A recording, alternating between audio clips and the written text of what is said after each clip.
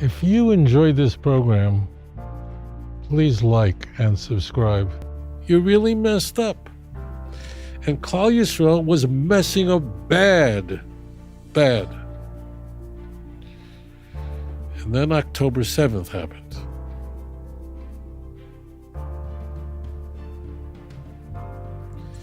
And that's what it took to unite us. That's what it took.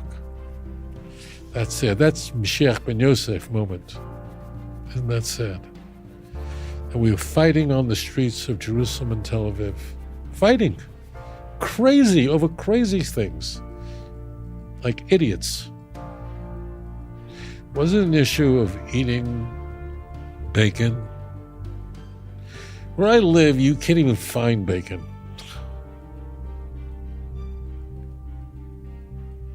We were fighting each other on the streets of Yerushalayim. We were going to court over if you can build a sukkah or put up a mechitza on the street. We were cursing each other. Really? October 7th. October 7th put an end to that.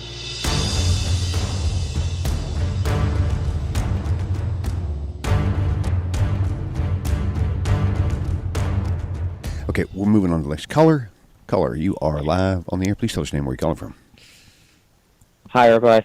My name is Shanae. I'm calling from Crown Heights again. Welcome back. I have a question regarding the. I noticed that throughout the Christian Bible, there's a lot of showing how you're depraved. I mean, I noticed that because I'm just an Orthodox Jew. I don't really know, but I'm saying, without quoting me scripture, are you able to tell me why it's really easy to keep the Torah? Because to me, it seems it's not easy. Like Paul's right, but if you could, Don't hang up on this boy. Listen very carefully. Yeah. So I could tell that you grew up in a religious home. Yes. Yeah. Which mitzvah is more difficult to observe? The commandment to eat kosher and to not eat treif, or lashon hara, to not speak evil about someone? What's more difficult? Well, for me personally, I think not speaking bad about people because. You personally, are you insane? I love you, I'm kidding. Listen to me. It's not even close. To eat a kosher food and not eat pork and lobster, I mean, that's hard. That's nothing. Why is it in Tanakh that the Jews are criticized relentlessly for certain sins and other sins I've almost never mentioned? I mean, there's almost no mention in Tanakh anywhere about Jews eating pork, eating unkosher food. It's unbelievably difficult to find such a mention. Violating Shabbos. That means, of course, you have the mitzvah of keeping Shabbos. You have the mitzvah of eating. But when you get to the prophetic part, the Nevi'im, the prophets contain a record of criticism. The Nevi'im, the prophets, is a record of every mistake that the Jews have made. And our enemies use this record as a weapon against us, hit us over the head. So you just use your brains. Kindlech, my sweet brothers and sisters, look at the Nevi'im, which is the section of Tanakh, Torah, Nevi'im, Kesuvim, meaning the writings, and just see what seems to come up over and over and over again. What problem, what sin seems to be one that people stumble in, and what sin just doesn't come up very much? Well, I could give you the inside scoop, and you can ask any religious Jew. It is not difficult to keep Shabbos. Now, it's challenging to keep Shabbos if you're on a plane. That was me and my daughter. We were flying, I don't remember where, and the plane had landed late, and we got stuck in some city. We couldn't go to where we were going, so we had to go get a hotel. It was very difficult. We didn't have food. So there, you could be in such a hard situation where you wind up in a hotel because Shabbos is already here, and then the hotel has an electric door, an electric thing, and all you have is a salon. I grant you could, but that's not regular. It's very easy to keep Shabbos. Very easy to keep kosher. You just don't betray food. Believe me, this is not hard. Paul is so wrong about this. He's so off. This is so why it's so transparent. He wasn't Orthodox. He wasn't a Pharisee. Because he makes the big deal out of the difficulty of keeping ritual law. Ritual law is the easiest thing to keep. It really is not difficult to keep kosher. Moreover, what a Noachite's complaint, I mean, people who observe the Jewish faith without converting to the Jewish nation, what do they complain about the most? I'll tell you the truth. They all know it. I want to keep Shabbos. Can I? I want to put a mezuzah on my door. May I? I want to keep the holidays. I want to go to a Passover Seder. As a Noach, I can't. They all want to do this, and I can't give them enough. Please, they're insulted if you tell them, well, you don't have to keep Shabbos. What do you mean I don't have to keep Shabbos? What am I?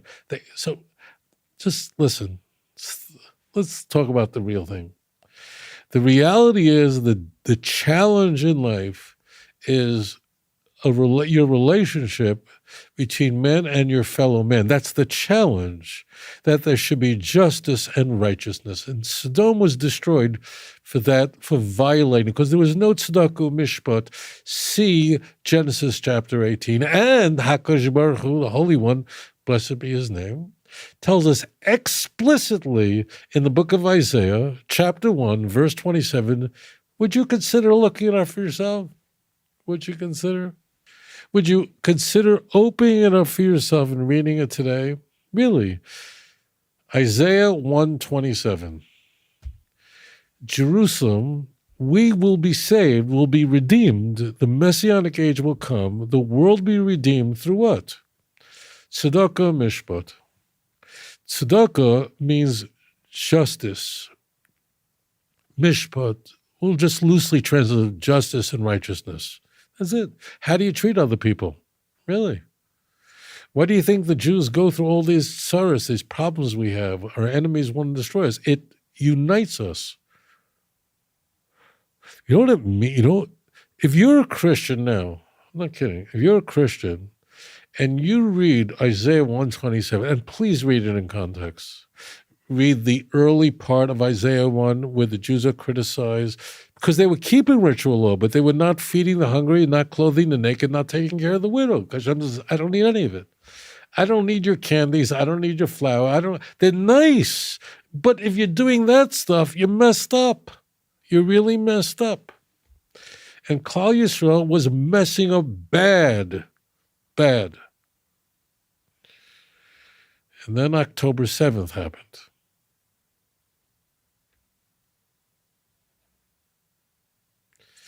And that's what it took to unite us. That's what it took. That's sad. That's Mashiach ben Yosef moment. Isn't that sad? And we were fighting on the streets of Jerusalem and Tel Aviv. Fighting. Crazy over crazy things. Like idiots.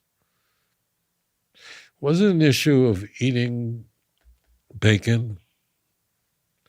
Where I live, you can't even find bacon. We were fighting each other on the streets of Yerushalayim.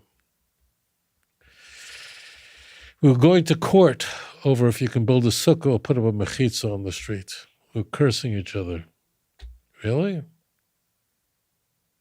October 7th. October 7th put an end to that. Now we look back and go, what were we thinking?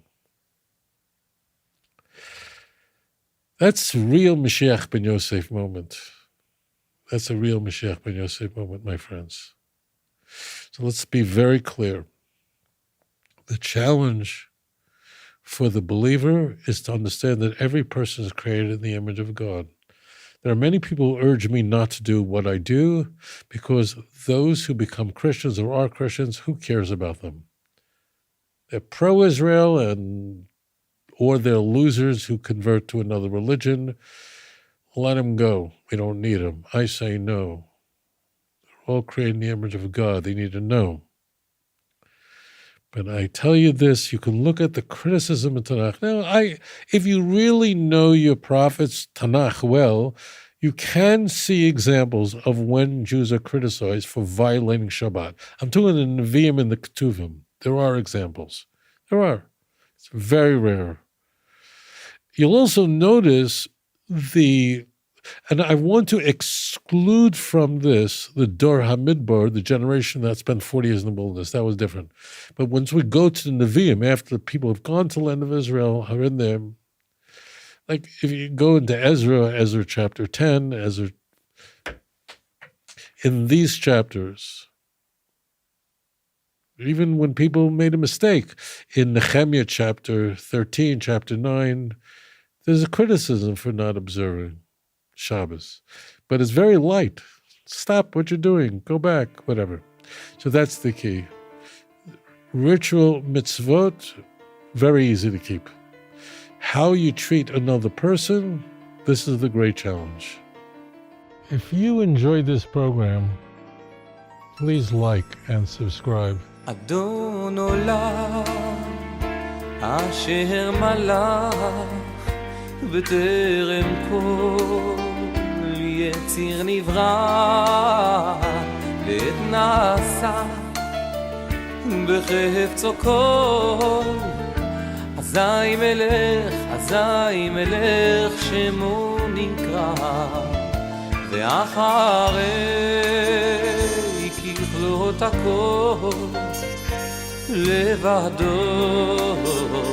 ימלוך נורא